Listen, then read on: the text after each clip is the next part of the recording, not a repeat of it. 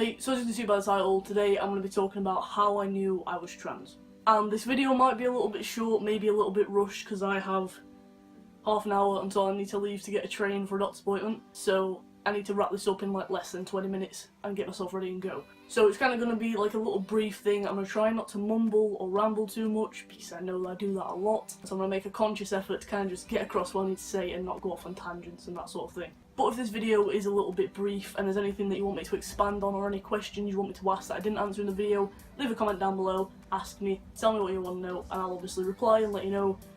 And yeah. So first of all, it is worth noting that, like most people, there was no sort of click light bulb moment where I went, I think I'm trans, I think I'm a boy. It was kind of a series of things in childhood that kind of added up later, and just little signs that, you know, made me think about it at some point. I don't know what the exact point was that I thought maybe I'm trans, maybe I'm a boy, but I'm going to talk about some of those things. So from speaking to my parents and from what I can remember from childhood, I was generally into quite stereotypically masculine or male things. It wasn't to say that I didn't hang out with the girls and I didn't conform to sort of what the girls played with and what they did sometimes, and I don't think that necessarily matters, because, you know, just because you like some feminine things, some masculine things, doesn't make you any less of a man or a woman or whoever. But I know that in school I did very much like doing whatever the boys were doing. And I think this is especially because of the fact that when you're young, you don't really know the difference between girls and boys. You don't know the difference between male and female. It's not really apparent because everybody's prepubescent. Everybody just kind of gets on, and you're kids and you don't care about anything. You're just like, let's play, let's have fun. So I know that, for example, in the UK, I don't know if this happens, it probably happens everywhere, but in the UK, in the summer, there'd always be the guy that goes around and cuts all the glass,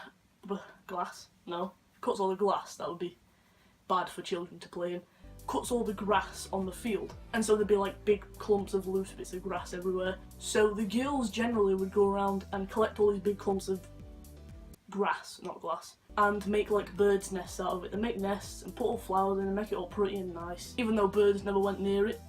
But they made the nest in the hopes that maybe a bird would have it, even though they live in the trees. It was stupid looking back on it.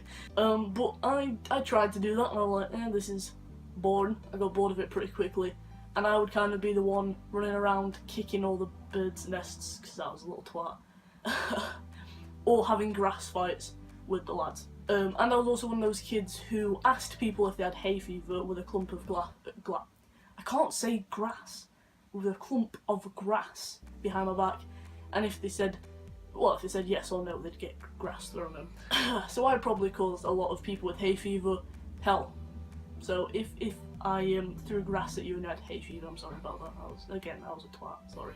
But yeah, so rather than like partake in what the girls were doing and make it all pretty and flowers and stuff, I'd be the one that was just causing havoc and throwing things around. And especially in primary school, I liked playing football with the lads at break time, which for the most part was fine. There was always going to be one dickhead who would come around and goes, no, you can't play football, you're a girl.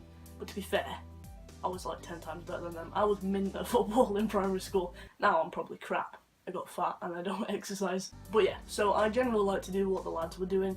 I did do some sports in primary school. I did athletics, and I basically just did javelin with the foam javelins, not the proper like pole ones. I tried those in high school, and they're actually really dangerous and really difficult, so I just kind of left that. But yeah, so I do javelin, and I did the running with the like little baton things that you pass. I don't know, I just like sports. I played for football for the school like once or twice. But yeah, I really enjoyed sports at school as a kid, and I enjoyed rounders and that sort of thing. And then it went to high school, and I think that's the moment that, like, puberty time was definitely when I started to question things a lot, because puberty is when your body starts to change and when the differences between male and female become very apparent. So obviously you go through puberty. If you go through female puberty, your chest starts to grow and you get hair, and it suddenly becomes unacceptable to have that hair there, and you're supposed to shave your legs and your armpits and all that kind of thing, and I never liked doing that. But then you'd be the odd one out and the one that'd get making fun of if you didn't do that and you were in PE changing, and that was when I sort of became uncomfortable with how I looked and how, just the stuff that was happening to me. And so pretty much as soon as I hit high school and I started to go through puberty, I stopped doing sports. I became that person that just made an excuse every time, or just flat out refused to get changed or to do anything, which resulted in a lot of detentions, but I got plenty of those anyway because I was a little shit with anger issues. And yeah, high school wasn't a great time for me. But yeah, so I'd say that high school was definitely a time when I started to really feel uncomfortable and feel that something wasn't right. And I did actually come out to a friend at, pretty sure I was 11. Not like, probably like just before I hit 12, so I'm sure it was like year 7, the first year of high school. And I'm not going to go too much into that because I did actually make a video of like my coming out story, so I'll link that up there and in the description on the end slate if you want to go and check that out. But yeah, so I did come out to a friend at one point, immediately took it back, like woke up that next morning and was like, no, I was just joking, I didn't know what I was on about, I was tired, made up a million excuses. But then I never spoke about it since then, and I just pushed it down. So I think because of the fact that I just pushed it down and blocked that out for, well, from since I was 11 until I was 17 when I came out, 6 years, I kind of don't remember all that well of what I was feeling and what I was thinking at the time, because like I say, I didn't want to think about it, I didn't let myself think about it, so I kind of just blocked all that out. But I know that when I was a kid, I always liked going on bikes, I always liked going out playing in the mud, as mum and dad said. Getting me in a dress was like a nightmare. I did wear dresses if I had to, and mum and dad did like to put me in dresses when we were going to like events and stuff. But yeah, I'm trying to think, like, I didn't really plan this video at all, so I don't even know what I'm talking about. I know it's signs. I do remember the first time that I ever saw a trans person, in my knowledge, on TV, and it was Jason from Hollyoaks. If you're in the UK, you'll probably know what Hollyoaks is. It's a soap opera like Coronation Street or EastEnders or Emmerdale. But there was this, at the time, this girl called Jasmine. I don't remember exactly, again I've probably blocked this out as well, but I remember just her standing in front of a mirror and giving herself a haircut, which surprisingly at the end of it looked great, which doesn't happen. But yeah, just like started chopping locks out of her hair, made into sort of, I think, like a Bieber cut. I think probably did the stereotypical thing of like putting bandages around the chest, which don't do that. That is dangerous, wear a binder. But yeah, I remember that, and that made me go, I think that made me think a little bit. And I don't know if that was around the time that I came out to a friend or when that actually was, how old I was. Might have to look into it and see when that episode aired. If I can find out, I'll leave like a little thing on the screen. I probably will forget to do it, but we'll see. And yeah, so I didn't really know much about trans people, I didn't know what it was. I really don't know where I'm going with this. I really should have made some notes. This is like the only time that I don't write down any notes, is when I'm rushing. Because I decided to leave this on the day that it needs posting at 20 to 2 and it needs to go up at 6, which probably won't happen, it'll probably go up later because it needs editing as well.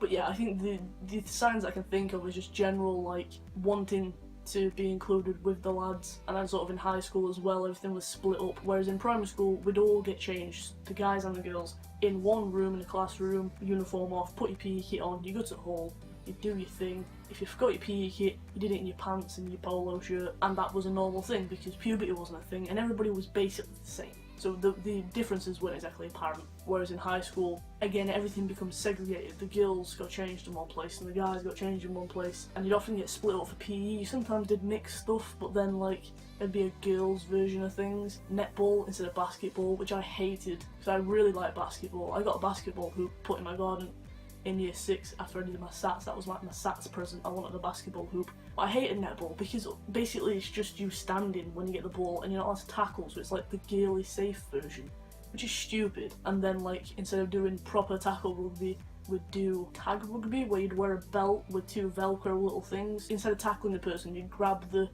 thing off of the belt, and then if you got it, they were out or whatever. So everything became segregated, and it became very apparent that there was a big divide between girls and boys, and I felt really uncomfortable being put in with the girls. I think that's a big part of why I started to refuse to do PE. Or if I didn't really want detention, I'd get changed and I'd sit there and I'd do either the bare minimum or I would just sit and watch. But yeah, there's no exact moment that I can remember or recall at least where I thought, hey, I just had a little, maybe I'm a guy.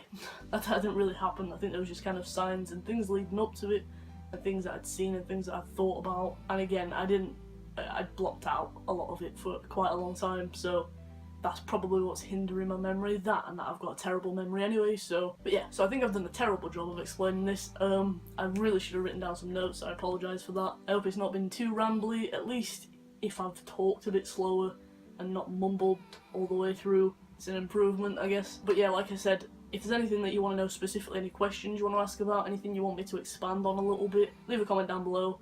ask me and I'll answer everybody and try and expand on it as best as I can. And I need to go and put on some deodorant because I smell, and put on some trousers because when you're filming a YouTube video, why wear trousers? All it does is make you too warm. But yeah, so I'm gonna go. If you enjoyed the video or you found it helpful or informative at all, please give it a thumbs up. Also, subscribe down below to see more from me. I upload a new video every single Monday, and hit that bell button to be notified when I upload a new video. Also, if you want to, you can follow me on my social media, all be on the screen now. It's all Jay's Journey FTM. Snapchat's a good place because I'm always on there. And yeah, so thank you for watching. Come on my journey, and hopefully I'll see you in the next video. Bye.